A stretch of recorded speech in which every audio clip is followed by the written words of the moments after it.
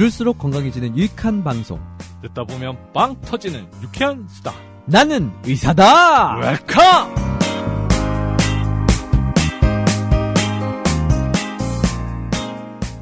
안녕하세요. 수다를 떨며 질환에 대한 궁금증을 해결하는 명의와 수다. 김철중 기자입니다. 말로만 안녕하세요. 듣고 아직 안 끝났습니다. 말로만 들었던 그 유명한 조선일보 의학 전문 기자 김철중입니다. 네, 안녕하세요. 나는 의사다 MC 양강우입니다.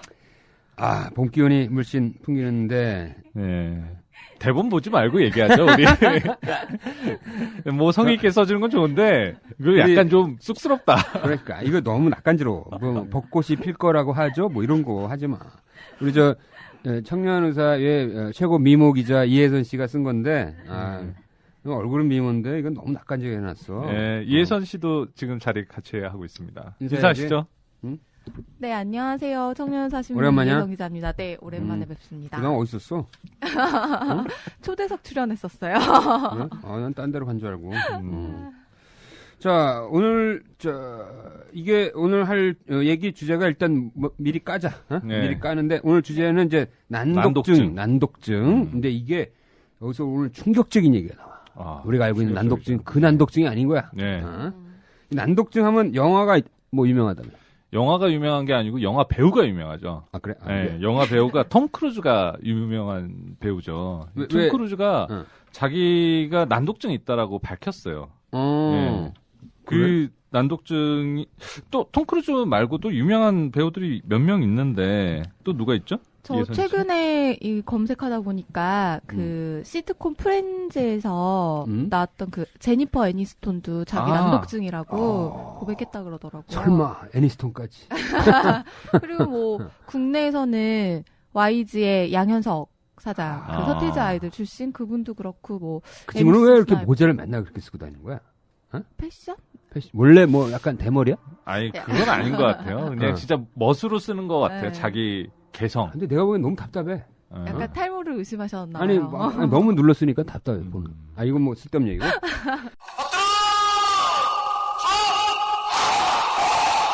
꽃보다 할배, 꽃보다 누나, 꽃보다 청춘에 이어 드디어 나왔다. 꽃보다 군인.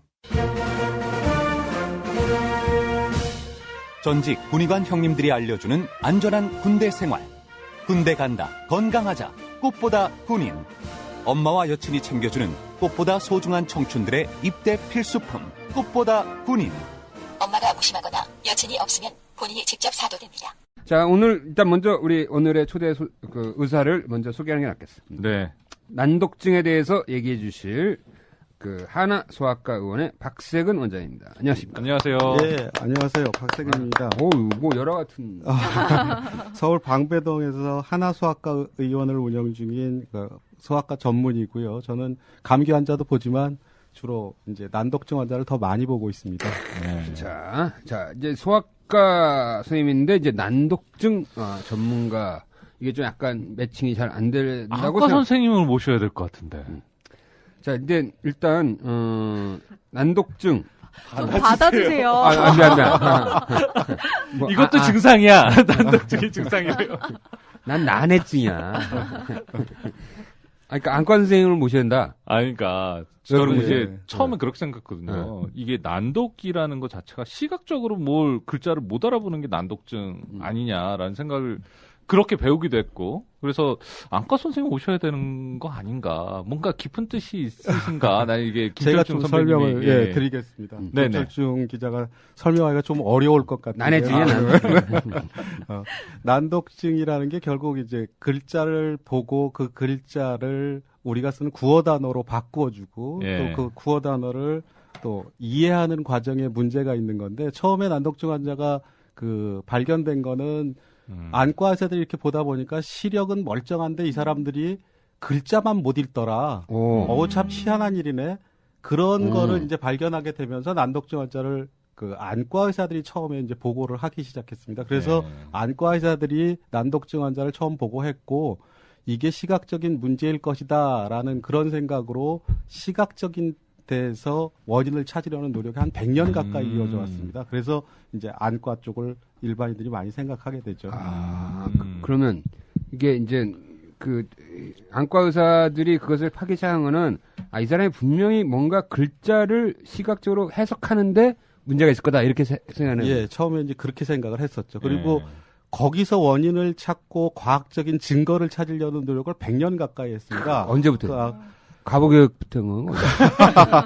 자, 난독증이라는 용어가 이제 처음 만들어진 거는 1887년에. 1887년이죠. 거의 비슷하네, 과보교육. 한 130년 정도 됐는데요. 그때쯤 할 줄 알았으네. 독일의 의사 이제 베를린이라는 사람이 베를린? 그 도시 이름이죠. 네, 베를린. 네. 자, 근데 그 베를린이라는 사람이 그 난독증 환자 5예를 이제 보고를 하면서 난독증 환자의 특징들을 열거를 했고 거기에 이제 개념들을 설명을 하고 이런 환자를 디스렉시아라고 하자라고 이제 이야기를 처음 했습니다. 디스렉시아가 난독증. 의학용어지. 의학용어로. 그러면 그 베를린이 보고한 그 당시에 보고한 특징은 뭐였어요? 주로 이제 다른 것들은 다 볼 수 있는데 글자만 못 읽더라. 그러면서 핑계 아니야 이거. 글자를 안 배운 거 아니에요 혹시? 그러니까 이건 문맹하고 상관없는 거죠. 문맹은 아니죠. 문맹은 아니죠. 그리고 연산도 할 줄 알고 숫자는 또 읽더라. 그거 참 희한하네라는 걸 가지고 이제 주로 그러니까 보고를 했습니다. 문맹도 아니면서 숫자도 다 읽고 근데 유독 글자만 못 읽는 거예요. 예. 그러니까 말로 표현을 못 하는 거예요. 예. 그러니까 어머니라고 써 있는데 어머니라고 말을 못 하는 거예요. 그렇죠. 아버지라 못 부르고. 숫자도 홍길동이네. 아라비아 숫자 7로 써놓으면 이거 7개라는 개념이 있는데 그 7을 7이라고 글자로 써놓으면 이해를 못하는 거죠. 야 이거 재밌다. 이거 재밌어. 그러니까 숫자는 이해하는데 7 이렇게 한글로 써놓으면 글자로 쓰면은 그렇게 쓰면 모르는 거예요. 아니면 영어로 7이라고 써놓으면 그거는 이해를 못한다는 거죠. 그러니까 영어권이면 7이라고 쓰면 그렇죠. 이해하겠죠. 그렇지 영어 사람이 한글로 7이라고 써도 이해하겠어. 예를 들어서 미국 환자들 같은 경우는 7이라고 그런 건 난독증 아닌데. 자, 문자는 배워야 되는 거니까요. 그 나라 말을 안 배웠으면 모르겠죠, 당연히. 근데 그 하나 의문이 그런 사람이 어떻게 글자를 알았을까? 그러니까 문맹을 일단 탈피를 했어야 되는 거 아니야? 그러니까 우리가 이제 문맹이라고 얘기하면 글자를 아예 하나도 못 읽는 알렉시아라는 그런 거를 우리가 얘기하는데 어떻게 보면은 그 당시에는 이제 닥터 베를린이 처음 보고할 당시에는 그 문맹에 가까운 사람들을 사실 보고를 했어요, 거의. 거의 보고를 했고. 학습에 문제가 있는 사람들. 문맹, 가리켜도 안 되는 그런 문맹에 가까운 사람들을 얘기를 했었고, 그게 이제 점점 연구가 이루어지고, 이제 난독증의 개념들을 여태까지 이제 정의해 온 게, 그래서 여기저기서 이런 사람을 난독증이라고 한다라는 그런 데피니션을, 정의를 이제 쭉 여기저기서 했는데, 그게 한 70여 종류 정도 되고요, 현재까지. 그 70여 종류의 정의들을 이제 종합해서 보면 글을 읽고 이해하는데 어려움이 있는 것, 평균적인 지능을 가지고 태어났고 또 보통의 교육을 제공받았는데도 불구하고 읽고 이해하는데 어려움이 있는 것을 난독증이라고 이제 이야기할 수 있겠습니다. 그럼 70여 가지 종류가 있다면 예를 들어서 여기 써 있는데 예를 들면 뭐 여기 글을 읽는데도 이해가 안 갈 때가 종종 있어요. 만약 이런 글자가 있단 말이죠. 예. 근데 이거를 발음을 못해도 난독증인가요? 그렇죠. 그럴 수 있죠. 머릿속으로는 다 이해하는데. 머릿속으로 이해가 됐는데 발성이 안 되는. 발성이 안 되는. 예, 그런 경우도 난독증 환자의 한 증상일 수 있습니다. 모든 난독증 환자가 그렇지 않지만 발성에 어려움을 갖는. 그럼 지금 내가 지금 한 문장을 읽었잖아. 글을 읽는데도 이해가 안 갈 때가 종종 있어요. 이 한 문장을 읽는데 일반 사람들은 한번 쫙 읽고 이해를 하잖아요. 예. 근데 어떤 사람은 이거를 막 1분 이상 읽어야 이해를 하는 사람도 이 사람도 난독증. 그렇죠. 읽기 속도가 현저히 느린 사람들도 난독증이라고 할 수 있습니다. 그러면 그게 그 나이와 지적 수준하고 좀 약간 맞춰서 해야겠네. 이게 절대적인 기준이 없는 거네. 그렇죠. 보통 이제 난독증이라고 이야기하려면 그 사람의 교육 수준, 또 나이, 뭐 이런 것들을 따져봐서 자기 수준에 맞지 않는, 그런 사람들을 우리가 이제 난독증이라고 하는 거죠. 자기 수준에 맞지 않는 그러면 보통 사람. 우리 의학적으로 얘기할 때 몇 프로 쪽에 독도 있잖아요. 독도. 네. 몇 프로 독도로 넘어가야 예를 들어 만약에 초등학교 약 6학년짜리 100명 중에 이렇게 몇 퍼센트 우리가 보통 하위 몇 이제 퍼센트 독도에 해당되는 게 어느 정도? 네. 난독증이라고 하면 일반 인구의 20% 정도가 난독증이 있다라고 봅니다. 오, 진짜요? 예, 그 중에서 경한 정도는 우리가 이제 생활하는 데까지 그렇게 어렵지 않고 학습에 크게 지장을 주지 않고 그냥 조금 부족한 정도. 그러니까 열심히 공부하는 거에 비해서 성적이 조금 안 나온다. 뭐 이런 경우에 해당되는 것까지 얘기하면 그럴 수 상당히 많죠. 많은데요? 예. 그리고 학습에 아주 심하게 불편을 주고 어려움을 준다. 그런 인구가 한 4.4% 정도 된다고 나와 있습니다. 네. 이현 씨, 난독증에 대해서 지금 얘기를 하고 있는데 이해를 하고 있어?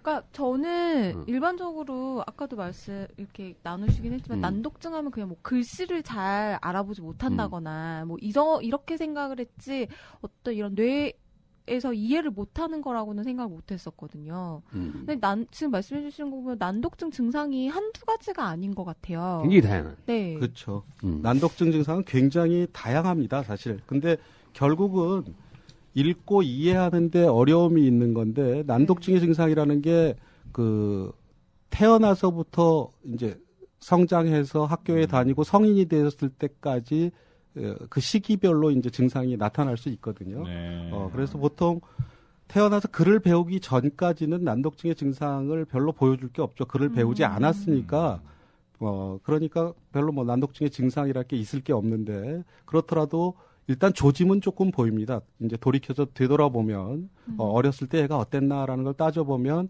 일단 말 배우기 시작할 때 말 배우는 게 약간 좀 느리다. 그러니까 다른 애들보다 한 6개월 정도 처졌다라든지 아니면 발음을 하는데 조금 그 부정확하다라는 그런 특징들이 있습니다. 그래서 그 실제로 뭐 보통 아빠, 엄마 이런 단어들을 얘기할 때는 제대로 얘기하다가 발음이 좀 까다롭고 그런 좀 긴 단어들 뭐 우리 롯데리아 가서 햄버거 먹을까? 그러면 아 좋아 또 똘로 가자 그런단 말이죠. 롯데리아라고 발음한 게 또 그렇죠. 자기 생각에는 롯데리아라고 생각을 했겠지만 특이하네. 또똘로라고 얘기하고 또 똘로 가자 그런 식의 이제 발음 형태가 나옵니다. 그런 애들한테 뭐 간장 공장 공장장은 뭐 이거 시키면 굉장히 어렵죠. 미치겠다. 네. 그게 진단 기준이 될 수 있겠는데. 중앙청 찰쌀, 그렇죠. 새창쌀 뭐. 유치원 시절에 그런 조짐을 보인다 그러면 그 운율 훈련도 좀 많이 시켜주고 그러면 난독증이 나중에 이제 학교에 들어가서 난독증이 나타날 그런 가능성을 한 4분의 1 정도로 줄인다고 그럽니다. 실제로 그런 연구 데이터가 있습니다. 그러면 그 운율 훈련이라는 거는 뭔가요? 그러니까 동요 많이 부르기 같은 거죠. 많이 듣게 하고 따라 부르게 하고 그런 훈련들. 그런 훈련들을 하면 그러면은 난독증이 그러니까 보통 그 유치원 교육을 시키는 그룹하고 그다음에 그런 운율이 있는 그러니까 미국에서 이제 마더구스라는 사람이 이제 만들어낸 그런 동요들 그런 것들을 많이 그 부르게 하고 훈련시킨 그룹하고 두 그룹이 나중에 얘네들이 난독증이 발현되는 그런 비율을 따져보니까 그런 애들이 거의 절반 이하더라는 거예요.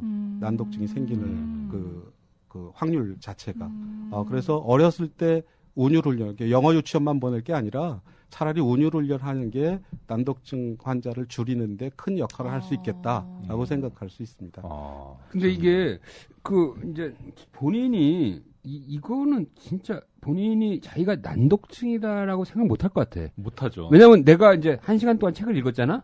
근데 이걸 이해할 수 있는 수준이 나는 이 정도밖에 안 되나 이렇게 하고 넘어갈 거 아니야 다들. 그렇죠. 머리가 나빠졌나? 이 책은 왜 이렇게 나빠진다는 생각도 못하지.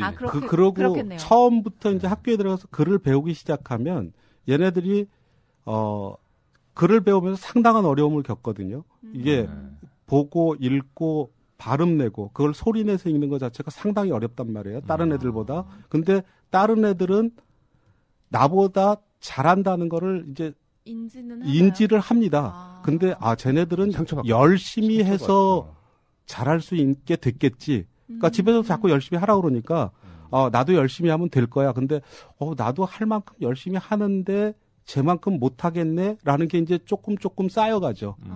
그러면 이제 상처를 받는 거죠. 그렇구나. 걔가 나는 못난 인간인가 보다라는 생각으로 이제 점점 고학년이 되면서 빠져듭니다. 내가 어렸을 때 생각이 나네. 아니 근데 인터넷에 올라온 기사에 댓글 단 사람들이 있어요. 근데 기사 내용이 예를 들어서 기사 내용이 이제 사실 뭐 의사들 편을 들어주는 기사였어요. 근데 의사들이 막 해가지고 막 열폭을 하는 거예요. 열폭이 이게 은어죠. 이게 막 그 화를 내는 거예요. 이렇게 화를 내는데 문맥상 보면 야 이거는 의사들한테 오히려 좀 편을 들어주는 기사인데 어떻게 이런 식의 반응을 보이지라고 하면은 누군가 또 댓글을 달아요. 그 밑에다 너 난독증이구나. 문맥을 읽어야지. 문맥을 이해해야지. 이런 식으로 우리가 보통 사회 속에서는 난독증을 이렇게 이해 못하는 사람 타박 주는 그런 식의 그거하고는 아닌 것 같아. 요거하고는 그거하고는 좀은 그러니까 정확히 읽고 이해하는데 어려움이 있다 그러면 그건 난독증이라고 볼 수 있지만 자기가 이미 좀 이렇게 삐딱한 그런 심리적인 상태가 된 상태에서 그걸 보고 그렇게 받아들인다면 그건 좀 정신과적인 문제겠죠. 지금 박 원장이 얘기하는 난독증은 어떤 이 반사적잖아. 이게 글자를 읽고 우리가 딱 순간적으로 그 소리내서 이해하고 그것을 해석하거나 어떤 신경 반사적에서의 문제 이게 더 가까운 것 같은데 내가 받은 느낌은. 그렇죠. 그것도 영향이 있고 그다음에 결국은 독서라는 게 문자를 보고 해독하고 그 해독한 걸 이해하고 머릿속에서 정리하는 과정까지가 필요하니까 여러 가지 다른 사고 기능이나 뭐 추론 능력이나 이런 것들도 관여를 하죠. 근데 내가 최근에 들었는데 우리 인간이 글자를 개발하고 나서 할 당시에는 이거를 항상 소리를 냈대. 그러니까 우리는 지금 소리 안 내고도 있잖아. 근데 옛날엔 그러지 않았다는 거야. 무조건 소리를 내지만 글자를 읽을 수 있었다는 거야. 맞아 이거? 예. 진짜? 우리가 이제 인류가 문자를 발명해낸 게 기원전 7,000년경이에요. 자, 그런데 이제 그때 이제 각골 문자 뭐 이런 것들부터 해서 뭐 이제 뭐 프리지아너, 페니키아어 뭐 이런 식으로 해서 쭉 이제 발전을 해왔는데 보통 이제 문자를 발명해서 그거를 놓고서 우리가 눈으로 보고 인지한 다음에 그거를 머릿속에서 번역이 안 된 거죠. 그러니까 문자 단어를 구어 단어로 우리는 묵독을 하면서 머릿속에서 번역할 수 있는 그런 두뇌를 가지고 있는데 과거의 사람들은 그 문자를 보고 일단 발성을 해서 소리를 낸 다음에 그걸 자기 귀로 다시 듣고 언어를 이해했다는 겁니다. 그래요? 예. 그러니까.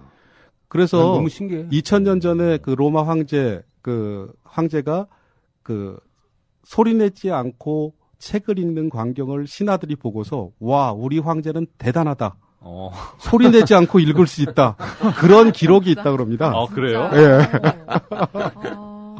그래서 나 이 얘기를 듣고 이게 그 독서는 이 구어하고도 정말 연결이 돼 있다는 거예요. 그렇죠. 예. 그래서 내가 그 얘기 듣고 나도 책 읽을 때 속으로 읽더라고. 소리를 내고 있어. 밖으로 터지지만 않은 것뿐이지. 그렇잖아?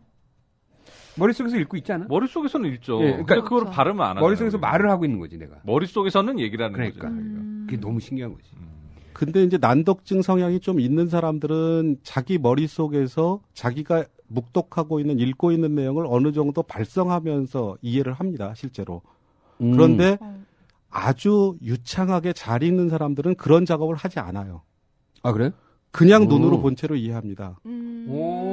야. 사실인지 아닌지 모르지만 이 읽기 속도가 아주 빨라지고 읽기가 유창해지려면 그게 원활해야 되거든요. 근데 두뇌 안에 그 오시피터 템포럴 영역이라고 얘기하는 후두 측두 영역이래. 얘기했었는데. 후두 측두네.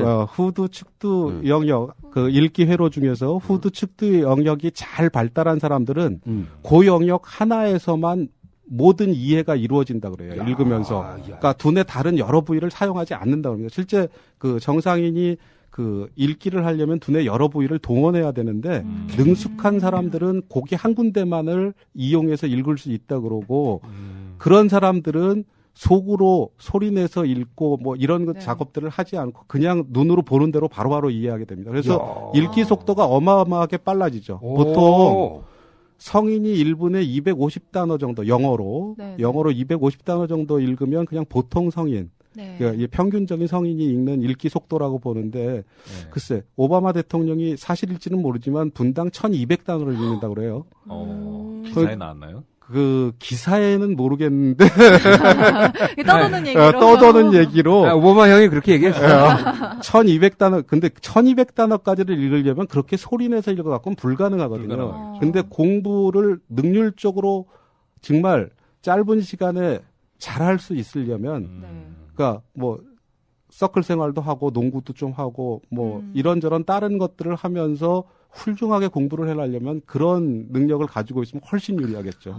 자, 잠깐만. 이거, 자, 잠깐 읽어봐봐. 소리내서, 아니, 그 안에서, 그러니까 이 머릿속에서 소리를 내서, 그러니까 머릿속에 읽지 않으면 이게 이해가? 나 안 가. 저는 나는 읽게 돼. 네. 머릿속에서 읽게 돼. 나는 가는데 이해. 아니, 아니, 그러니까, 그럴 수 있는 능력이 있다는 게 이해가 안 간다는 거지. 어떻게, 눈만 딱 보고 읽냐, 이걸 이해하냐 말이야, 문장을. 이게 난 난독증이네. 아니, 그게 난독증은 아니죠. 아니, 그러니까, 네. 나는 안에서 읽어야 돼. 그래서 내가 읽는 속도가 약간 느리다 보다. 네. 그렇죠. 어떻게 보면은 뭐 그런 식으로 경한 정도의 난독증이라고 봐야죠. 네. 경한 정도의 난독. 그러니까 나 고생 난독증이라는 많이 진단을 어디까지를 난독증이라고 할 거냐를 정하는 거에 따라서 난독증의 유병률은 달라질 수 있습니다. 그렇겠죠. 자, 고혈압 환자를 120에 80 정지형 혈압인데 네네. 130에 90 이상인 사람을 고혈압 환자로 한다. 그런 거 하고 늘어나겠죠. 200에 160인 사람을 고혈압 환자로 한다. 이러면 유병률의 차이는 엄청나거든요.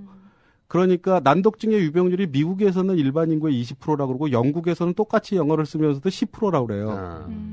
그 이유가 기준 차이입니다. 기준 차이. 기준을 어디다 두느냐. 그렇구나. 자, 그러면 우리나라에서 웬만한 일반적인 가정에서 아이가 태어나면 말을 부모들이 가르치고, 그다음에 동화책을 사주고, 읽어주고, 그러면서 한글을 가르치고 학교를 보내잖아. 그런 일반적인 상황에서도 어떤 아이는 난독증이고, 어떤 아이는 글을 굉장히 빨리 읽는단 말이지. 이거에 그러면 선천적인 거예요, 뭐? 선천적인 거라고 봐야죠. 지금 이제 말을 가르친다고 김철중 기자님이 얘기하셨는데 말을 가르치는 게 아니라 말은 그냥 습득되는 거죠. 적절한 언어 자극만 있으면 그냥 생득적으로 생득적으로 습득되는 겁니다. 엄마야. 정상적인 청각 시스템만을 가지고 있으면 적절한 언어 자극만 되고 있고 일정 시간의 언어 자극을 받으면 저절로 만들어집니다. 자, 근데 글자는 역시 가르쳐야죠. 그거는 배워야 되는 겁니다. 학습의 대상입니다. 언어는 그냥 습득되는 거고 체득되는 거고. 체득되는 거고, 그리고 문자는 이제 배워야 되는데, 우리가 보통 난독증이 왜 생길까라는 걸 이제 연구하기 시작하면서. 그건 얼마나 됐나요? 난독증이 왜 그럴까는 난독증이라는 그 용어가 생긴 이후로 계속 고민되어 왔죠. 고민되어 와서 시각적인 문제일 것이다라는 걸 가지고 100년 동안을 이제 100년을 허비했다잖아. 최근 30년 전부터 이제 연구 결과를 보면은 난독증은 그러니까 일단 읽기를 위해서는 두뇌 안에 그 읽기를 위한 신경세포들의 집단들이 있고 회로를 말하는 거예요. 그렇죠. 읽기 회로가 있어야 되는데 그 좌뇌에 3개의 읽기 회로가 있다라는 것이 밝혀졌습니다. 그래서 좌뇌 후두 측두 쪽에 한 군데, 그리고 측두 두정 쪽에 한 군데, 그다음에 전두 아래쪽에 한 군데, 이렇게 3군데를 사용해서 읽는다라는 게 이제 밝혀졌어요. 그러면 이거 미안해. 잘라서 얘기 잘라서 미안한데 그러면 어떻게 뇌졸중이나 뭐 그 부위가 손상된 사람은 나중에 읽기를 못 하는 거예요? 그럴 수 있죠. 야, 신기하다 이거. 그럴 수 있어요. 근데 중요한 거는 그렇게 뇌출혈이나 뇌경색으로 다른 기능은 하나도 이상이 없이 읽기만 딱 안 되려면 그 읽기에 관여하는 신경세포만 정확하게 침범을 받아야 되는데 확률적으로 굉장히 어렵다는 얘기죠. 실제로 그래서 그거를 이제 후천성 난독증이라고 그래요. 발달성 난독증이라고 우리가 지금 얘기하고 있는 그런 발달성 난독증이랑 좀 차이가 지게 후천성 난독증이라는 걸 얘기를 하는데 그거에 대한 그 케이스 보고가 사실은 1680년경에 있었어요. 오, 되게 오래전에 있었네요. 머리 다치고 나서 이 사람이 읽지 못하더라. 그렇죠. 다치지는 않았는데 하여튼 뭐 불어 선생님이었는데 1680년대에 불어 선생님이었는데 어느 날 자고 깨니까 자기가 가르치던 불어를 전혀 읽을 수 없게 된 상태가 된 거죠. 그리고 이상하다. 사물도 보이고 누군지도 알아보이고 다른 사람도 다 눈에 보이는데 불어만 읽을 수가 없는 거예요. 영어는 읽을 수 있나요? 예. 영국의 불어 선생이었는데 불어만 안 됐어요, 또. 영어도 읽을 수 있고 다 그러니까 그렇게 뇌경색이 와도 그 불어에 연관된 부른 거야. 그 부분만 정확히 망가졌던 거죠. 나중에 부검을 해보고 여기에 문제가 생겼었구나라는 걸 이제 확인하게 됐습니다. 자, 오케이. 그래서 이제 최근의 연구로 그러니까 읽기에 관여하는 세 가지 신경회로가 세 군데 있다는 거잖아요. 예. 네.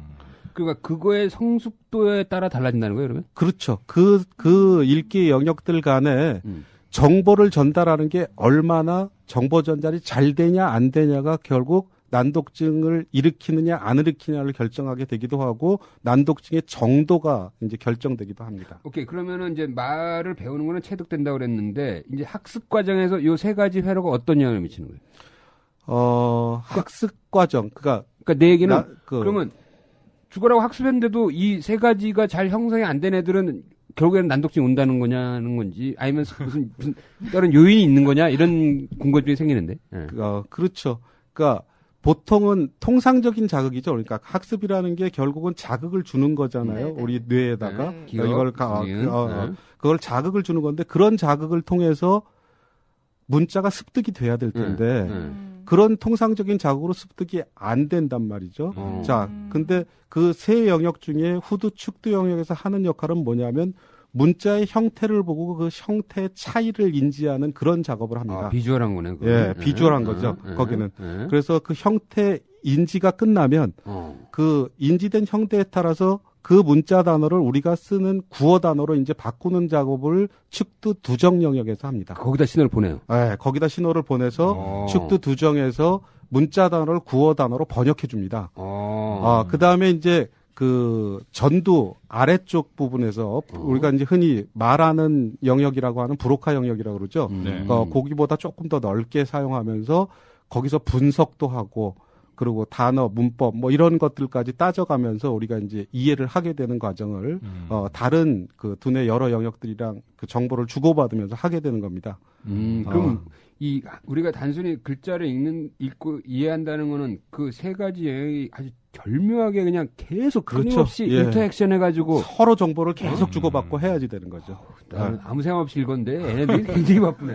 수고가 많아요. 수고가 굉장히 많다. 그러면 아까 난독증은 선천적인 거라고 하셨는데 그 한 2년 전, 3년 전에 SBS에서 했던 드라마 중에 죽은의 태양이라는 드라마가 있거든요. 근데 거기서 극중 그 남자 주인공이 그 중학교 때쯤에 자기 여자친구가 죽는 장면을 보고 그때부터 그러니까 글자를 못 읽는 그래서 난독증 환자로 나왔는데 그럼 이런 경우는 불가능한 거겠네요? 거의 불가능하다고 봐야겠죠. 심리적인 충격, 심리적인 원인으로 난독증이 생길 수는 없습니다. 날 때부터 신경세포의 연결 상태가 좋지 않게 태어나서 오는 경우고 뭐 심리적인 충격으로 미세하게 뇌출혈이 와서 정확하게 읽기에 관여하는 신경세포들만을 손상을 줬다면 일어날 수 있겠지만 그건 확률적으로 거의 불가능을 얘기하는 거고요. 그 주인공이 소지섭이었지? 네, 소지섭이요. 왜요? 어떻게 소지섭을 만나게 해주실 수 있는 건가요? 쓸데없는 얘기 그만하고. 네. 그러면 이 어떤 학생은 이 비주얼의 인식의 기능에 문제가 있을 수 있고 어떤 학생은 그것을 머릿속에서 구음으로 전환시키는데 문제가 있을 수 있고 어떤 학생은 그것을 해석하는데 문제가 있을 수 있으니까 난독증의 증상은 다양한 거네. 그렇죠. 역시 똑똑해요. 내가 난독증 빼고는 다 괜찮아. 아니 근데 이 난독증 환자를 위해 가지고 만든 서체가 있대요. 그러면은 이 서체를 이용한다고 하더라도 시각적인 거에만 도움을 줄 가능성이 많겠네요. 그렇죠. 시각적인 문제 때문에 난독증이 왔다면 그러면 도움을 줄 수 있는데 정확하게 문자 형태 인지의 어려움을 갖고 다른 거는 다 말짱한 그런 난독증 환자는 극소수입니다. 몇 퍼센트 정도 되나요? 5% 이내라고 봅니다. 실제로 난독증 환자 중에서 실제 난독증 시각적인 문제만 있는 환자들은 5%밖에 안 된다. 그럼 나머지 환자들은 5%도 채 안 된다고 봐요. 나머지는 다 이해하는 데까지 다 문제가 우문론적 결함으로 문자 단어를 구어 단어로 번역해주는 부분에 문제가 있는 그런 난독증 환자들이 한 20% 정도 되죠. 동시에 있는 경우도 있겠네요. 그러니까 복합적인 거지. 여러 가지가 다 복합적으로 있는 경우가 45% 정도, 거의 절반에 가깝습니다. 그러니까 난독증 치료하면서 이제 복합적인 문제를 가진 사람이 절반. 네. 그다음에 우문던적 결함 가지고 있는 사람이 한 40%. 그렇게 보면 되고요. 그다음에 그러면 이게 이 안에 그러니까 이 글자를 그러니까 비주얼로 인식하고 그걸 아까처럼 이제 구음으로 바꾸고 그걸 해석하고 요 세 가지가 굉장히 복잡한 그 회로네. 그렇죠. 예. 그게 잘 발달돼 있으면 빨리 읽는 거고. 그렇죠. 그게 잘 어설프게 발달돼 있으면 읽어도 무슨 뜻인지 이해 못하거나 아예 글자 자체를 인지를 못하거나. 예. 아우 그렇죠. 복잡. 야 이거 진짜. 그러면 이거를 어렸을 때 좀 징조 같은 게 있어요? 아까 얘기한 글자를 그런 늦게 학교 들어가기 전의 증상은 그렇고요. 이제 학교에 들어가면서 그러니까 글자를 가르치는 기간이 좀 길어요. 얘네들은. 그렇죠. 잘 안 되죠. 가르쳐도 잘 안 됩니다. 이거는 IQ하고 상관없는 거예요. IQ가 나빠서 이해를 못하고 읽기를 못한다 그러면 그건 머리 나빠서 못하는 거라고 보셔야 될 거고요. IQ는 평균 범위 내에 있는 거를 이제 전제로 하고. IQ 평균 범위가 어떻게 되는 거예요? 보통 이제 85 이상이면 100, 됐다고 100 보고. 정도. 돌고래 IQ라고 흔히 얘기해요. 85가 안 되면 이제 학습에 문제가 있을 수 있다. 그거는 정신 지체라고 이제 보는 거고요. 그러니까 내가 궁금한 거는 정상적인 IQ라도 그 회로가 형성이 안 돼 자대로 형성이 안 돼 있으면 읽는데 문제가 생긴다는 거잖아요. 그렇죠. 그러면 부모들은 단순히 얘가 머리가 나쁜 거야 이렇게 생각할 거 아니에요. 그렇죠. 그리고 실제로 난독증 아이를 IQ 검사를 해보면 자기의 실제 IQ보다는 더 낮게 나옵니다. 그럴 것 같아요. 이해를 못 그렇지. 하잖아요. IQ 몇 시험이니까. 그렇죠. IQ도 정해진 시간에 글을 읽고 답을 체크하는 방식으로 이루어져 있기 때문에 실제로 그 아이의 IQ보다는 낮게 나와요. 그래서 저는 사실 환자 진단할 때 IQ 테스트를 하지 않습니다. 그런데 저한테 이제 오는 환자들이 부모님들이 아시잖아요. 네. 얘 말하는 건 똑똑한 것 같은데, 아기 때도 공부 잘할 줄 알았는데, 근데 학교에 가고 났더니 성적이 안 좋아요. 받아쓰기 맨날 빵점이에요. 이런 식의 얘기를 하거든요. 그거는 전형적인 그렇죠. 증상인가요? 예. 받아쓰기 빵점. 빵점까지는 아니더라도 열심히 시켰는데 10개 중에 3개 맞고 4개 맞고 이런 애들이 많죠. 공격이 시작됐다. 과연 끊을 수 있을까? 가족 모두를 위험에 빠뜨릴 수 있어. 블록버스터급 금연 히어로 니코티넬. 언제 어디서나 하루 한 번이면 24시간 지속된다. 니코티넬의 최후 반격을 기대하라. 가족과 함께하면 쉬워져요. 가까운 약국에서 만나세요. 니코티넬. 그럼 예를 들어서 어떤 이야기를 5분짜리 이야기를 들려줘. 익히는 게 아니라 아이한테 5분짜리 이야기를 쫙 들려줬어. 그리고 나서 이해도를 물어봤을 때 이 난독증 아이는 듣는 정보는 또 괜찮아요? 비교적 괜찮습니다. 난독증 아이들 중에서도 이제 그런 부분들에 듣고 이해하고 머릿속에서 정리하는 부분에 문제가 있는 그런 아이들도 일부 있지만 대개의 경우는 별로 그런 부분에 결함이 없어요. 그래서 난독증 애들을 공부시킬 때 녹음을 해서 들려주거나 책을 읽어서 그리고 그 옆에서 누가 읽어주거나 그러면서 공부를 시키는 경우에 그냥 혼자 책 읽고 공부시킨 것보다는 성적이 훨씬 나아지는 걸 보일 수 있습니다. 그러니까 이게 그 안과 의사들이 계속 여기에 집착한 거야. 얘는 들려주면 잘하거든. 그러니까 뭔가 시각에 문제가 있다고 본 거지. 근데 그게 단순히 시각이 아니라 그건 5% 정도라고 하는 거잖아. 복합적인 그래서 인지하는 신경 회로의 성숙도의 문제라는 거잖아. 신기하네. 저 궁금한 게 아까 하나 사실 있었는데 그럼 난독증인 친구들은 속독이라고 하잖아요. 왜 속독 배우기도 하잖아요. 그거를 못 하겠네요. 그렇죠. 난독증 환자들을 이제 그 부모님들이 속독 학원에 보내는 경우가 상당히 많아요. 그럴 것 같아요. 근데 애를 잡는 거래 거꾸로. 근데 회로가 없는 채로. 그러니까 읽기 회로가 잔해 형성이 안 돼 있거든요. 근데 이제 그런 애들이 사실은 정상적인 잔해 읽기 회로 대신에 오른쪽에 우뇌에 네. 보상 회로라는 게 생겨요. 못하니까. 사람의 뇌라는 게 한 군데서 안 되면 다른 데서 그 역할을 대신할 곳을 찾아서 거기가 만들어집니다. 신기하네. 사람의 뇌는 그렇게 돼 있거든요. 네네. 자, 그래서 난독증 환자가 읽을 수 있다라는 건 뭐냐면 정상적인 읽기 회로를 통해서 읽는 게 아니라 보상 회로. 우뇌. 우뇌의 보상 회로를 통해서 읽게 됩니다. 그래서 느리게 또 이해가 잘 안 되게 버벅대면서 읽는 거죠. 근데 그런 애를 데리고 이제 속독학원을 보내죠. 그럼 어떻게 되나요? 안 나아질 것 같아요. 미친 거지, 얘가. 답답해서. 근데 어쨌든 안 하는 것보다 보조회로 자체가 발달은 하죠. 전보다는 나아집니다. 얘 속독학원 다니고 좀 나아졌어요. 근데 만약 정상적인 읽기 회로를 가진 아이한테 속독 훈련을 시키고 뭐 논술 훈련도 시키고 읽기 훈련도 시키고 뭐 여러 가지 훈련을 시키고 교육을 시키고 하면 뭐 100이라는 성취를 얻을 수 있다 그러면 보상회로를 가진 그 아이한테 그렇게 똑같은 시간을 투자해서 똑같이 훈련시켰을 때 50도 안 되는 효과밖에 안 나오는 그런 결과를 가져옵니다. 그 보상회로는 효율이 상당히 떨어집니다. 자, 그럼 이런 읽기에 관련된 신경회로의 미성숙으로 이제 난독증의 여러 가지 증상이 생기는데, 그러면 다른 애들은 아주 잘 발달한 애들은 10분이면 읽고 이해할 수 있는 거를 얘네들은 30분 걸릴 수도 있는 거니까 학습 나중에 결과는 공부로 차이 나겠네. 그렇죠. 결국 학교 성적으로 차이집니다. 그러니까 보통은 이제 초등학교 때까지는 공부 양도 많지 않고 또 부모님이 관심만 있으면 막 다그쳐서 시키고 그러면 웬만하면 따라가죠. 웬만하면. 그러니까 초등학교 때 공부 못했다는 사람은 별로 찾기 힘들어요. 그러니까 부모님들이 막연하게 다 전교 1등이야. 막연하게 얘 중학교 들어가면 1등 하겠지라는 생각을 가지고 있어요. 자, 근데 중학교 가서 첫 시험을 딱 보고 오면 이제 거기서 실망을 합니다. 기대는 1등이었는데 성적표는 중간. 서유로에서 저지방으로 가는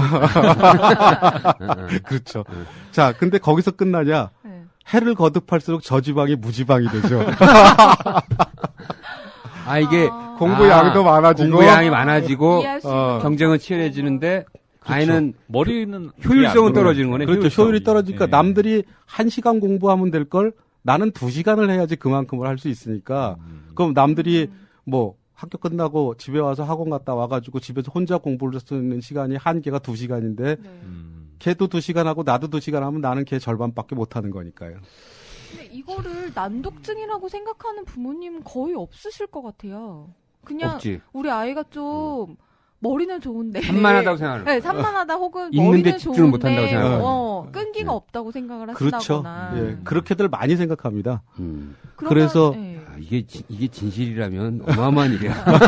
왜 부모님들이 우리 아이가 머리는 좋은데 노력을 안 한다며 막 이런 그렇죠. 것도 어떻게 보면 난독증인데 이걸 어떻게 그럼 지금 얘기하처럼 이거를 어떻게 과학적으로 수치화하거나 뭐 객관화해서 진단할 수가 있어요? 예, 할 수 있습니다.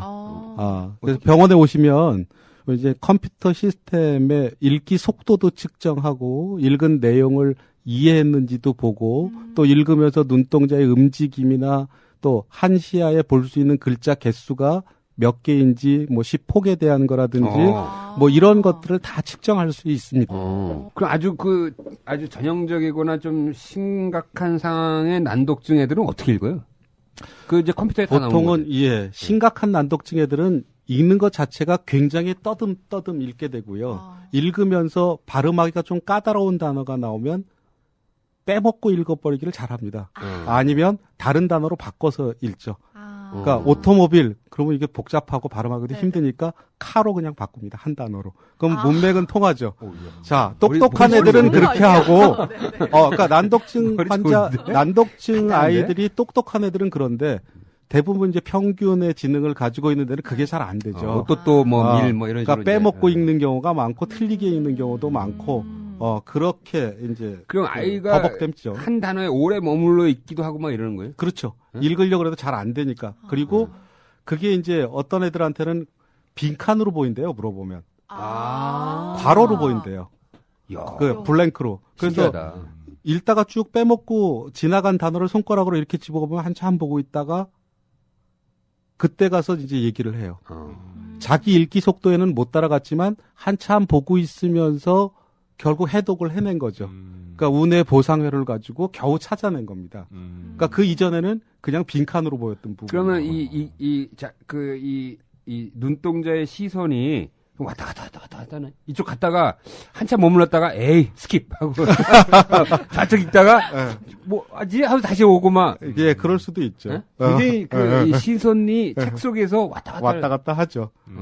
이해가 잘 안 가니까 읽었던데 다시도 봤다가 또 앞에도 봤다가 앞뒤를 맞춰보기도 했다가 막 그런 쪽에 그런 움직임들을 보입니다. 그러면 그 패턴을 보고 이 아이가 어떤 쪽에 문제가 있는지를 알 수 그렇죠. 있겠네. 예. 검사 결과를 보고 얘한테 주 문제가 이런 거구나라는 걸 이제 파악을 하게 됩니다. 그리고 이제 기계로 측정되지 않는 부분이 얘가 발음을 제대로 정확히 하는지 그런 것들을 이제 실제 소리내서 읽어보라고 문장을 주고 시키고서 옆에서 지켜보죠.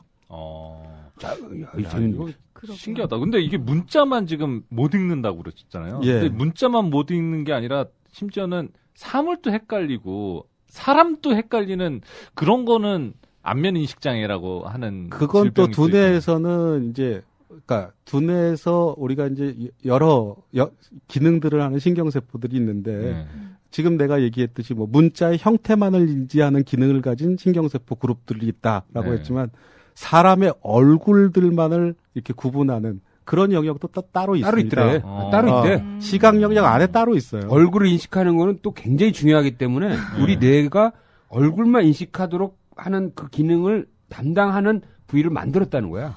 왜냐하면 얼굴을 인식 못하는 거는 사회생활을 못하잖아. 그렇죠. 네네. 갑자기 막 엄마 보고 막 여보라고 그러고 골치 아프잖아. 그게 이제 뇌 신경세포의 특화라고 얘기해요. 스페셜리제이션. 그러니까 박원장 얘기는 읽기도 특화된 어느 한 그렇죠. 부위가 있을 거라는 거죠. 이 사람이 어떤 읽기 장애가 있는 거를 언제쯤 검사해 보면 딱 좋아요. 검사 시기는 일단 글자를 배우고, 그렇게 해서 한 3년쯤 됐을 때, 그러니까 초등학교 3학년 때쯤 검사를 해보는 게 가장 적절하고. 그럼 이거 정부에서 다 해줘야 되는 거 아니야? 그렇죠. 정부에서 해줄 수 있으면 참 좋죠. 그러네요. 자, 이제 다 치료로 넘어갑시다. 자, 문제가 생겼어. 그래서 물론 뭐 원인이 다양하지. 뭐 비주얼한 거냐, 뭐 구음으로 전환을 못 시키는 거냐, 뭐 해석이 더딘 거냐 이러는데 일단은 뭔가 문제가 생겼어 발견이 됐잖아요. 그럼 이거를 어떻게 코렉션을 해줘?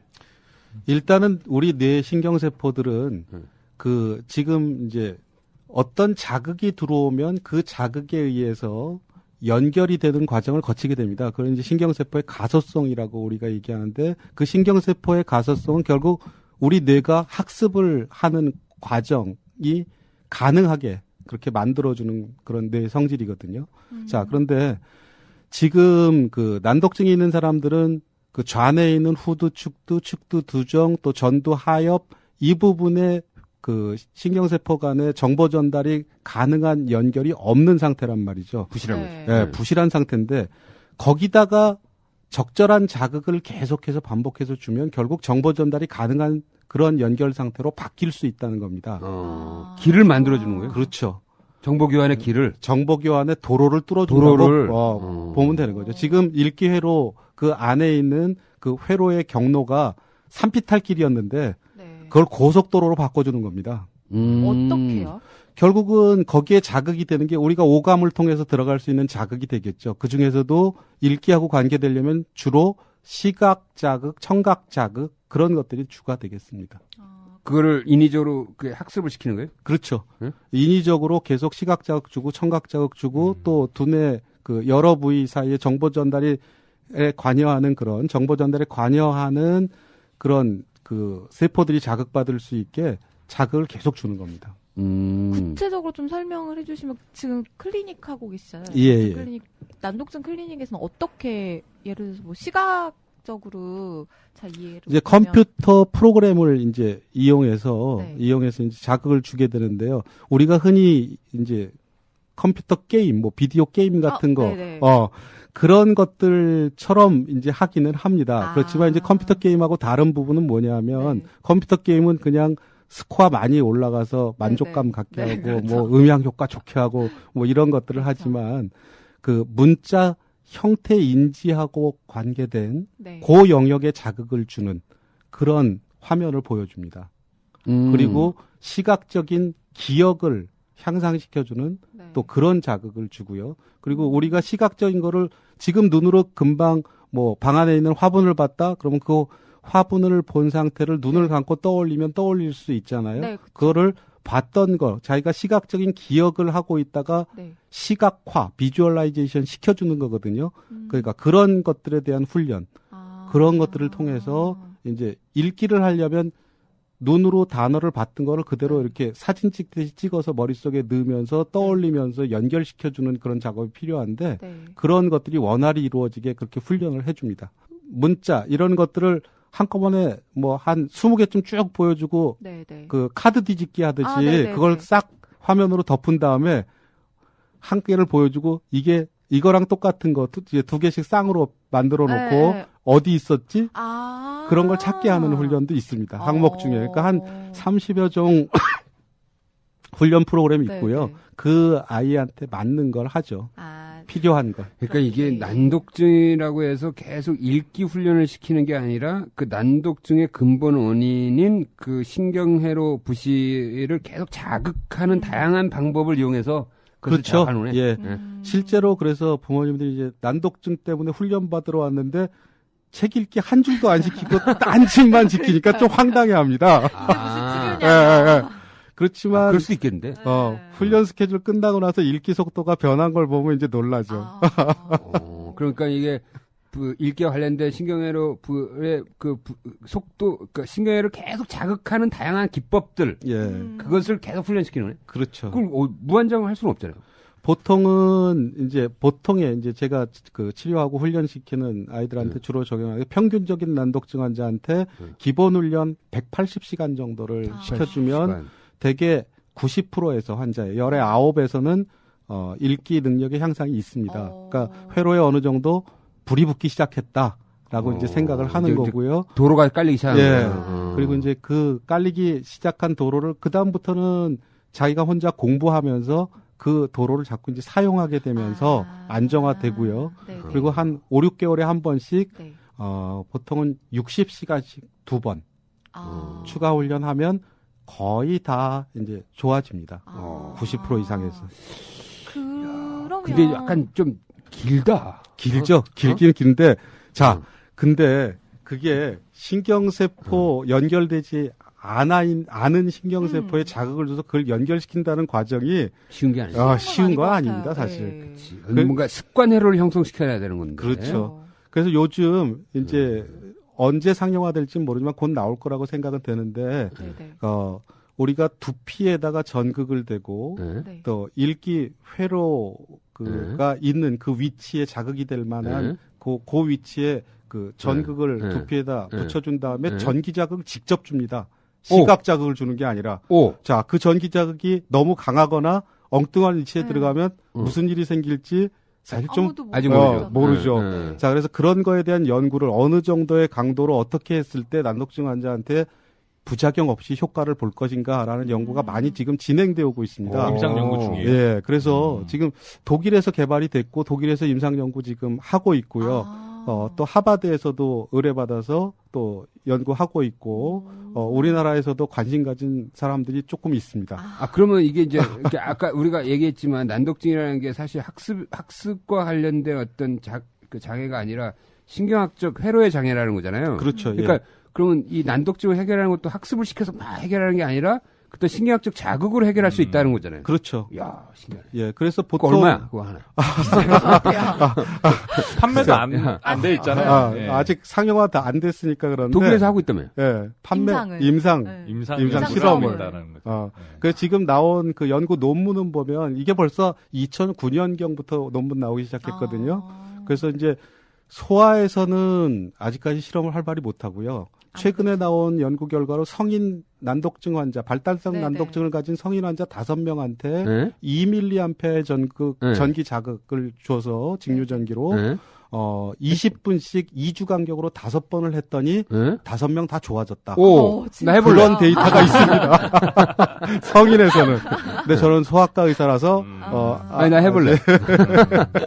야, 이게 이론적으로 그게 분명히 가능하다는 거잖아요. 그렇죠. 이론적으로 가능하고 실제 성인에 대한 데이터는 나온 게 있어요. 야, 그러니까 그걸 뒤집어 쓰고 있으면 전기장을 받으면 2주 후에 입는 속도가 빨라진다는 거 아니야? 2주 간격으로 5번이니까 10주 후에 좋아지겠죠. 10주 후에 내가 책 읽는 속도가 훨씬 빨라진다는 거. 그렇죠. 야, 너무 유창성이랑 속도가 증가되었다라는 논문 결과예요. 야. 근데 5명이라서 아직은 그렇죠. 5명 좀 그 네. 샘플 숫자가 너무 적죠. 자, 그럼 이게 일종의 어떤 그 뇌신경 자극 훈련이네요. 뇌신경 자극. 그렇죠. 훈련. 예? 예, 그거를 최소한 약 3개월 정도 걸리겠네요. 그렇죠. 예? 예. 그러면 어릴 때 하는 게 훨씬 그렇지. 이게 그렇죠. 뇌 유연성 문제 때문에 어릴 때 할수록 효과가 좋을 수밖에 없습니다.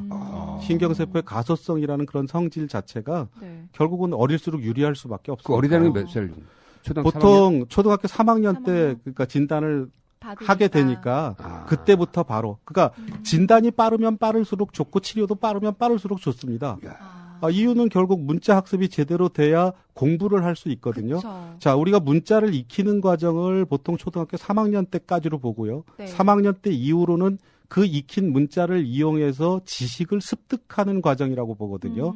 자, 그러면 3학년 이전에 문자 습득이 완전히 잘 되어 있어야 그 다음부터는 지식 습득이 가능한 건데 그게 늦어지면 누적된 지식 손실이 올 수밖에 없다라는 거죠.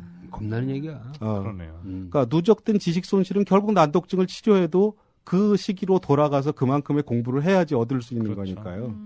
야, 그러니까 이 공부를 잘하고 못하냐가 난독증이냐 아니냐로 만약 갈라진다면 이거 겁나는 얘기야. 내가 꼭 옛날 생각하면 내가 난독증이었던 것 같아. 내가 의과대학 다닐 때 해부학 시간에 진짜 안 헤어지더라고. 그렇죠. 특히나 난독증 환자들이 진짜 안 헤어져. 그 해부학 용어 같은 게 사실 우리가 쓰는 단어도 아니고 그 문자 보고서 발음하기도 쉽지가 않거든요. 보통 사람들이.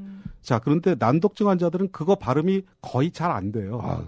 근데 그거를 외운다는 건 그건 굉장히 어려운 일입니다. 그래서 실제로 미국 이제 하버드 의대생이었는데 해부학 그러니까 본과 1학년 처음 시작하면서 해부학에서 낙제 점수를 받은 학생이 있어요. 내가 3번 낙제했잖아. 진짜요? 해부학에서 3번 낙제. 낙제를 2번 낙제했지. 했는데 이 학생이 말로 시켜보면 다 알아요. 그거 어디 짚어보라 그러면 짚고 그것도 나다. 다 아는데 나야 나. 필기 시험이 안 돼요. 자, 그래서 그 학생이 그 난독증 센터가 하버드에는 없어요. 예일 대학에 있어요. 그래서 예일 대학 난독증 센터로 그 학생을 이제 의뢰를 해줬어요. 그 다른 분이. 네네. 자, 그래서 그 학생이 해보니까 난독증이야. 그래서 이 학생은 난독증이니까 테스트 방법을 그렇게 하지 말고 다른 방법으로 좀 해줬으면 좋겠다. 이 학생이 실제로 모르고 그런 건 그런 건 아니다. 낙제할 만한 학생은 아니다. 네. 창의적이고 똑똑한 학생이다. 우리 학교엔 그런 게 없었어. 아니 근데 그렇게 머리 좋은 사람인데도 근데 난독증 어떻게 의대를 들어갔어요? 그러니까요. 뭐 아인슈타인도 난독증이었는데요. 뭐. 맞다. 맞아요. 그렇게 따지면. 그러니까 이게 나 진짜 노력 많이 한 거지. 그리고 저한테 온 학생 중에 민사고 학생도 난독증 환자가 있어요. 진짜요? 예, 제가 경험한 거로. 걔네들이 과학고 학생도 있고. 걔네들이 진짜 열심히 노력한 거죠. 그렇죠. 예. 피나는 노력한 거야. 남들보다 두세 배 한 거야. 그러니까 일찍 난독증을 고쳤으면 그 친구들은 그렇죠. 훨씬 낫겠죠. 자기가 타고난 능력 100이라면 그 능력보다는 성취는 70밖에 못 얻은 거죠. 그러니까 내가 머리가 엄청 좋은 제가 그때 난독증을 치료 받았어야 되는데 내가 치료 받았나 지금 하버드 교수하고 있는데. 그래요. 그 하버드 의대생 얘기 마저 할게요. 그러면 그 하버드 의대생이 결국은 그렇게 해서 통과를 시켜줬어요. 그리고 무사히 졸업을 했고, 근데 그 사람이 일반외과, 그러니까 외과를 선택을 해서 그 의사 생활을 하는데 워낙 그 눈썰미라고 그러죠. 우리가 직관력도 좋고 뭐 손재주도 좋고 판단력도 좋고 외과 의사가 갖춰야 될 여러 가지를 너무 잘 갖추고 그렇게 탁월한 수술 능력을 보여서 하버드 의대에 나와서 지금 하버드 교수를 하고 있어요. 이름이 뭔가요? 이름이 궁금합니다. 그러니까 이름은 지금 생각이 안 나네요. 김철중이야, 김철중. 하버드대 김철중 교수. 미국 김철중. 네.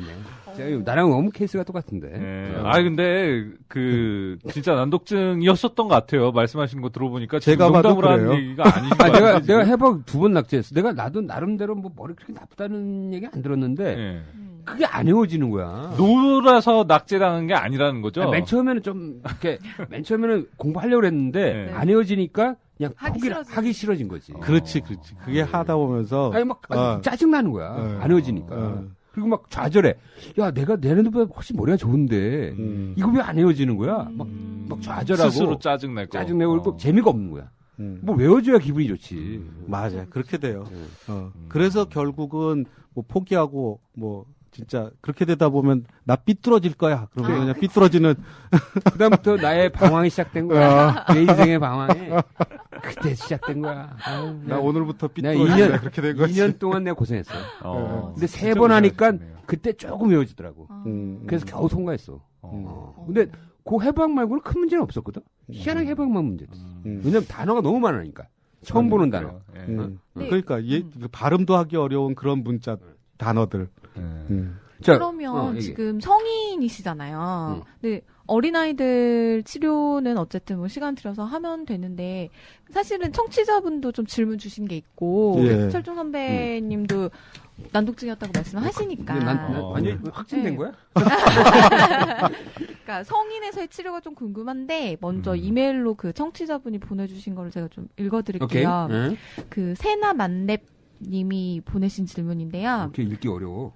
그러게요. 잘 읽었나요? 네. 24살 남동생이 어릴 때 말을 심하게 더듬었었는데 지금은 고쳤습니다. 그런데 동생이 책이나 글을 소리내서 읽는 것은 잘 하는데 읽고 나서 그 내용에 대해서 물으면 어떤 내용인지 모르겠다고 합니다. 그것 때문에 학창시절에 시험 공부하는데도 애를 많이 먹었었는데 찾아보니 난독증 증상 같습니다. 성인인 제 동생 난독증일 수도 있나요? 이분은 가능성이 어떤가요? 있다. 일단 읽고 이해하는데 문제가 있으니까요. 이건 난독증이라고 볼 수 있고 물론 뭐 평균 이상의 지능을 가졌다라고 보고요. 근데 이제 말더듬하고 연관을 시켜놨는데 실제 말더듬은 아직까지 뭐 원인이 뚜렷하게 밝혀져 있지는 않지만 이거는 뭐 여러 가지 원인을 생각하긴 하지만 지금 이제 주로 생각되는 건 심리적인 문제 때문에 오는 것일 것이다라고 생각하고 있고 보통 2세에서 9세 사이에 호발하는 걸로 돼 있고요.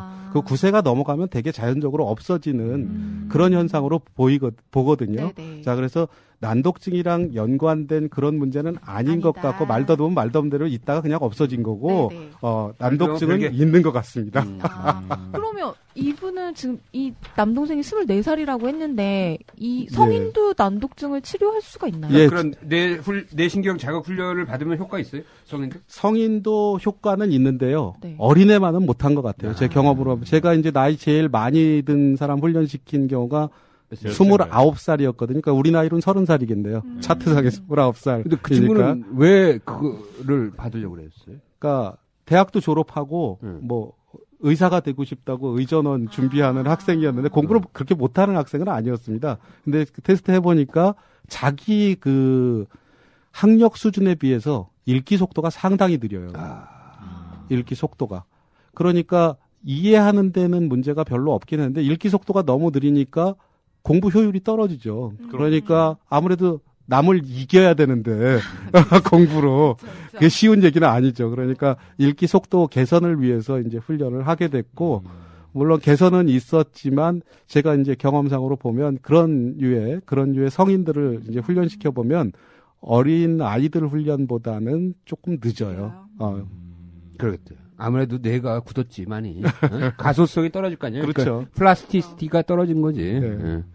자, 그러면 이제 정리하면 난독증이라는 것이 이제 우리가 글자를 비주얼하게 인식하고 그것을 순식간에 이제 소리내서 그러니까 구음으로 전환시키고 그것을 이제 전두엽 아래에서 그것을 해석하고 그것이 유기적으로 그냥 활발하게 전기 자극을 통해서 확 움직여야 되는데 머릿속에 계속 스파크가 튀는 거죠. 근데 그게 부실하게 형성돼서 그 세 가지 어느 부분이건 문제가 생기면 읽는 속도도 느려지고 이해력도 떨어져서 난독증이라고 한다는 거잖아요. 그렇죠. 자, 여기까지가 이제 우리가 이제 이해를 했어.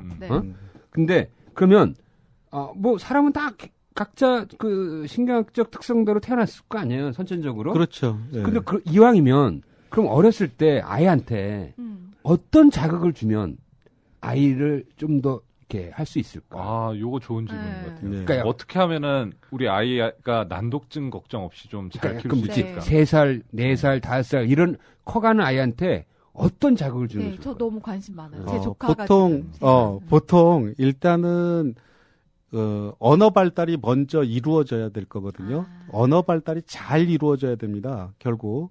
자, 그래서 그치, 구음하는 능력이 있어야 되니까. 일단 밑바탕이 돼줘야 되는 게 시각 능력이 있어야죠. 그러니까 장님이 아니어야 되는 거고 귀가 들려야 되고 일단은 귀가 들리는 상태에서 언어가 형성이 돼야 되는 거거든요. 아무리 생득적이라고 한 언어 능력이라도 결국 얼마나 풍부한 어휘 자극이랑 뭐 이런 것들이 돼주냐에 정확한 그 언어 자극이 들어가느냐에 따라서 언어 발달의 정도는 달라질 수 있거든요. 그러면 이제 어렸을 때부터 엄마랑 아빠, 부모가 많이 대화를 하고 아이랑. 그렇죠. 예. 그다음에 이렇게 그 청각 자극, 그러니까 동화책을 읽어주고. 좋죠. 이런 것들도 다 연관이 되는 거예요. 그렇죠. 일단 풍부한 언어 발달이 일어날 수 있게. 그런데 사실 요즘 좀 어려운 부분들 많죠. 부모님들 다 직장 나가고 언어 자극이 거의 없이 또 외국인 그 영어 유치원 뭐 유치원도 그렇고 또 아기 봐주는 사람이 뭐 다른 나라 사람들이 와 있는 경우도 종종 있고 그렇다 보면은 적절한 언어 자극이 안 되는 경우가 상당히 많습니다. 그건 난독증에 취약성이 있는 거예요. 취약할 가능성이 상당히 높은 경우예요. 그거는 그 보상작용이 더 적게 일어나겠다. 그렇죠. 원래 난독증 소인이 똑같은 소인이더라도 이 사람 보상작용이 적으니까 난독증이란 그 이 뭐랄까 이 문제가 혹시 더 증폭해서 나타나겠지. 그렇죠. 그러니까 더 좀 덜 심하게 나타날 난독증 소인을 가지고 태어났는데 그런 자극이 부족하면 심하게 나타날 수 있는 상황이 될 수 있어요. 이런 건 어때요? 그러니까 이게 시각적 자극, 예를 들어서 아이들한테 어렸을 때부터 다양한 어떤 시각적인 그 것들을 보여주는 거지. 그림도 보여주고, 뭐 풍광도 보여주고, 뭐 이런 거. 그거보다는 일단 아까도 처음에 전반부에 얘기했지만 난독증을 일으키는 그런 그 원인들 중에 뇌의 시각적인 그 정보 처리에 문제가 있는 경우는 아주 극소수이기 때문에 주로 언어 기반의 문제를 먼저 습득할 수 있게 해주는 게 제일 중요하고요. 그래서 그런 풍부한 언어 자극에다가 또 운율 인지가 잘 안 되니까 동요 같은 거 많이 들려주고 따라 부르게 하고 하면서 운율 인지에 대한 감각을 익히도록. 트로트는 안 되나? 뒷부분에 운율이 맞는 트로트 같으면 괜찮겠죠? 근데 아이들이 신기하게도 동요나 제가 조카를 상대로 실험을 한 건 아니지만 가요를 틀어줬을 때랑 동요를 틀어줬을 때랑 동요를 훨씬 좋아해요. 예, 그게 정말. 그 나이 때 말을 배우고 나서 소리를 가지고 장난하기를 좋아합니다. 그러니까 운율 인지가 되기 시작하면 얘기돼.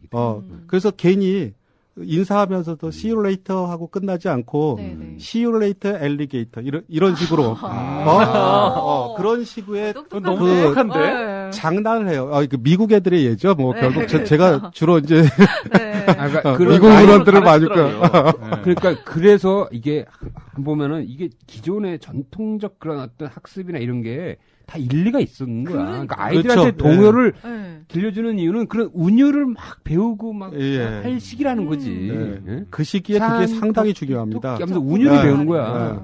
그게 중요해. 이런 건 어때요? 이렇게 막 아이들한테 뭐 모차르트 음악을 이렇게 막 들려준다든지. 그것도 상당히 좋습니다. 우리가 이제 한창 이제 얘기됐던 게 있죠. 2000년 들었을 무렵에 모차르트 효과라는 거 뭐 책으로도 나오고 뭐 그런 거 한참 이제 이슈가 됐던 그런 경우가 있었는데 그 모차르트 음악의 특징들이 고주파에 그러니까 주파수가 높은 그런 고음의 소리들이 많이 들어 있습니다. 근데 그런 소리 자극이 들어가면 우리 그 뇌세포의 청각 영역들이 그러니까 주파수별로 이제 세포들이 들을 수 있는 소리가 다 분업화돼서 따로따로 듣는다고 그래요. 그래서 그 따로따로 들은 소리를 이제 정확히 구분할 수 있어야 우리가 비슷한 단어가 발음이 비슷한 단어가 나왔을 때 구분하는 능력이 좋아집니다. 그래서 사오정 같은 그런 남의 말귀를 못 알아듣는 걸 줄일 수 있죠. 그래서 그 두뇌 청각 영역의 그 주파수별로 듣는 네. 지도라고 할까요? 네네. 그러니까 토너토핑 맵이라고 해요. 사실 두뇌 안에. 네네. 그 지도 형성이 좀 더 확실하게 뚜렷하게 만들어질 수 있는 자극이 될 수 있어요. 간접적으로 예. 그 난독증을 예방하는 효과가 그렇죠. 있을 것이다. 예. 네. 그러니까, 음악이 참 중요한 것 같은데요. 그러니까 내가 이거 오늘 얘기하면서 느낀 거지만 인간은 정말 다양하고 올바른 어떤 인간의 뇌는 자극에 의해서 형성이 되는 거야. 그러니까 어렸을 때부터 좋은 자극, 좋은 네네. 이런 글과 말과 그렇죠. 그림을 듣고 자라고 하면 그게 다 그 자극으로 인해서 뇌가 형성이 되는 거지. 그러니까요. 근데 이게 지금 얘기하다 보니까 난독증이라고 했는데 그냥 단순히 시각적인 게 문제가 아니고 뭐 말로 뇌 속으로 얘기하고 그걸 해석하는 거에 문제가 있는 거다라고 얘기를 하셨잖아요. 예. 그러면 난독증이 아니라 뭔가 좀 다른 말을 붙여야 될 것 같아요. 그게 말된다. 예. 말돼. 그러니까 이게 용어가 난독증이라고 예. 하면은 왠지 뭔가 시각에 시각의 문제가 있는 이거 거. 누구한테 얘기해야 돼? 5% 대한소아과학회에다 얘기해야 돼? 어디다 얘기해야 돼? 대한의학회에다 얘기해야 돼. 근데 뭐 좋은 말 없어요? 저도 이제 난독증 환자 보고 난독증 공부도 하고 하면서 생각을 해봤는데 좋은 말이 떠오르질 않네요. 그러니까 읽기장애? 그럼 꼭 또 장애인 같은 느낌이 맞아. 들어서 그것도 네. 별로 거부감이 들고 그렇더라고요. 이게 난독증에 대해서 많은 분들이 좀 더 많이 알아야 될 것 같아요. 그래. 그냥 시각의 문제가 아니라는 이게 거를. 대한민국이 선진국이 되려면 어렸을 때부터 좀 학습 장애에서 이제 뒤처지는 아이들 있잖아. 걔네들이 나중에 그 이게 막 탈선 행동하게 되고 뭐 이런 그거저런 사회적 문제까지 가는 거 아니야? 우리나라의 사회에서는. 그러니까 그런 애들이 최소한 쭉 적게 나오려면 어렸을 때부터 난독증을 좀 봐서 애가 실제로는 공부할 의지가 있는 애인데 이런 문제 때문에 이렇게 일탈되지 않도록 해주는 게 이거 좋은 거. 이 선진국은 그렇게 해야 될 것 같은데. 그렇죠. 그러니까 한 초등학교 3학년 때쯤 되면 약간 부모님들이 간이 검사라도 좀 어떻게 좀 안 될까? 좀 싸게 어떻게. 검사비가 좀 비쌀 것 같긴 한데 검사비는 근데 이게 아직도 인식이 없기 때문에 어디 가서 검사를 받을 수 있는 것도 아니잖아. 그렇죠. 그렇죠. 지금 이제 사실 난독증을 뭐 검사한다, 치료한다라고 이제 표방하고 뭐 진료도 하고 하는 그런 센터들이 있어요. 뭐 한의원이 제일 많기도 하고 정신과 몇 군데 있고 이제 그렇게 하고는 있는데 사실 표준화된 방법이 없습니다. 지금 현재. 표준화된 방법이 없고 그리고 이게 그 다른 데서들 하는 거 보면 좀 과거의 그 시각적인 문제에 집착해서 연구하던 결과들. 그걸 가지고 테스트하는 부분 그런 그런 그러니까 이게 아직 것들이 많아요. 아직 안 돼서 문제네. 그리고 그 사람들이 실제로 또 지금 난독증의 최신 그 트렌드라고 할까 그 연구 결과 그리고 그런 것들에 대해서 잘 모르고 있고요. 그러니까 이 개념 자체가 아직 뚜렷하게 형성이 안 돼 있으니까 이게 완전히 거의 막 그 사람들이 당신 아이 난독증이야 이렇게 해서 하면은 뭐 믿어야지 어떻게? 그렇죠. 이런 부작용이 생길 수가 있는 거네. 그렇죠. 그러니까 이거를 좀 더 학회나 이런 데서 난독증 학회는 없어요? 없습니다. 빨리 난독증 학회를 만들어서 그래서 그 표준 진단 가이드라인을 만들어야 돼. 한국형. 지금 소아과 의사 중에 난독증 환자를 보는 사람은 저밖에 없어요 우리나라에서. 되게 이걸 하시는 분이 아예. 그러니까 이거를 좀 그 우리 왜 학습 장애 클리닉 같은 것들 많잖아요. 예. 거기랑 이제 근데 거기는 이제 주로 두리뭉실하게 그냥 공부 못하는 애 전부를 놓고서 뭐 이것저것 이제 뭐 학습 동기가 부족하다. 뭐 이런 공부 방법을 잘 모른다. 뭐 이런 것들. 근데 선진국에서는 뭐 이렇게 좀 어렸을 때 아이들 그 난독증을 좀 스크린 검사하기도 해요? 예, 미국에서는 3학년 때 한 번 하고요. 야. 그리고 그럼 미국 그 방법을 우리가 도입하면 되잖아.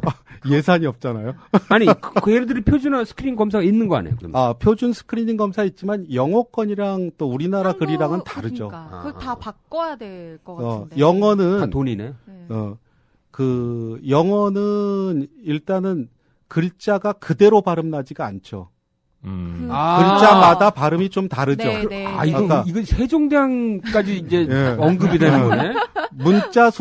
문자소의 묶음을 가지고 음절이 그대로 발음나지 않는단 말이죠. 예를 들면 저 이제 뷰티풀 하면 그거 그대로 우리가 발음하려면 뷰이의잖아요. 그렇죠. 자, 근데 우리나라 한글은 있는 그대로 발음난단 말이에요. 세종대왕의 위대한 작품이거든. 그러니까 일단은 우리나라 그 사람들한테는 문자를 보고 소리내지 못하는 사람.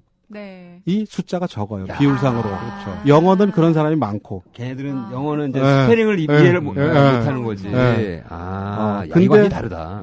근데 우리나라 글자는 그 영어권이랑 좀 또 비교되는 부분이 뭐냐면 이해를 못하는 경우가 조금 더 많아요. 또 그 대신 우리는. 발음은 다 읽을 수 있는, 누구나 다 읽을 수 있는. 한자어가 많으니까. 이해를 잘 못하는 경우가 더 많아요. 그래서 토탈 유병률은 비슷하다고 봅니다. 조사해 본 적은 없지만. 이거 되게 말돼. 이거 말된다 진짜. 한자권인 언어하고 사실 영어권 언어하고 완전히 근본적인 차이가 있네요. 그렇죠. 근본적인 차이가 있고 우리는 이제 우랄 알타리어. 그러면 중국어 같은 경우에 한자는 표의 문자잖아요. 중국도 다르지, 완전히 다르지. 그러니까 표의 문자를 쓰는 곳에서는 난독증이 없다라는 주장까지도 했었어요. 과거에는. 근데 실제로 유병률이 이제 똑같다라고 나와 있고 난독증과 그 홍콩 쪽에서는 활발히 많이 이루어지고 있습니다. 논문도 많이 나오고. 자, 그런데 그 표의 문자를 쓰는 경우도 문자의 해독이랑 이해 문제를 보이는 경우가 있다라는 거고. 그리고 표의 문자는 우리가 이제 보통 그 영어권에서는 좌뇌 읽기 영역 세 군데를 사용해서 읽고 우뇌는 거의 사용을 안 해요. 근데 표의 문자는 그 좌뇌 세 개 읽기 영역을 사용하면서 거기다가 우뇌의 그 두정 영역을 한 군데 더 사용합니다. 그래서 좀 더 많은 부위의 그 뇌 영역들을 사용하면서 읽는다라는 것이 밝혀져 있고 유병률에 역시 차이가 별로 없는 거로 그렇게 중국 어권에서도 나오고 혹시 있습니다.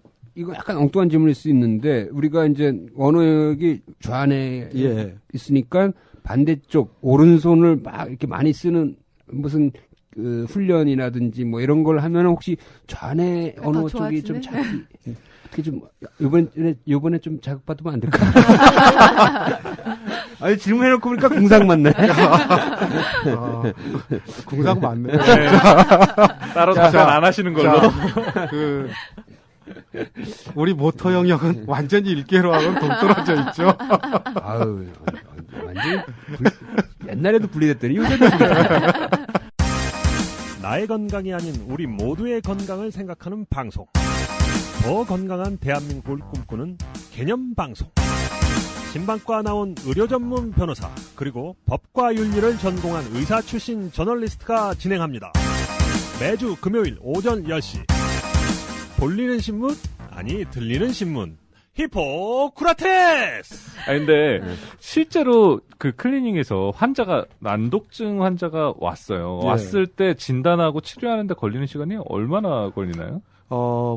보통 이제 진단 시간은 우리가 이제 컴퓨터 시스템 측정하고 또 두뇌 다른 여러 기능들 측정하고 뭐 정보 처리 속도 측정하고 하거든요. 그러니까 시각 정보 처리 속도도 측정하고 청각 정보 처리 속도도 측정하고 이런 작업들 하는 게 한 2시간 정도 걸리고요. 2시간이요? 예. 그리고 이제 평균적인 난독증 치료 훈련 시간은 180시간 정도 됩니다. 그래서 3시간씩 하루에 훈련시키면 60회 와야 되거든요.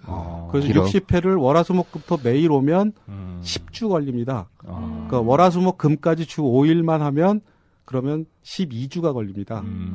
그리고 나서 그 기본 훈련이 끝난 다음에 한 5개월 간격으로 60시간씩 2번 정도 이제 보강 훈련을 해주게 됩니다. 그러니까 새로운 회로를 이제 습관화 시켜서 활성화시키는 거니까 아마 이게 이제 오래 걸리는 것 같아요. 근데 이거 보험은 되나요?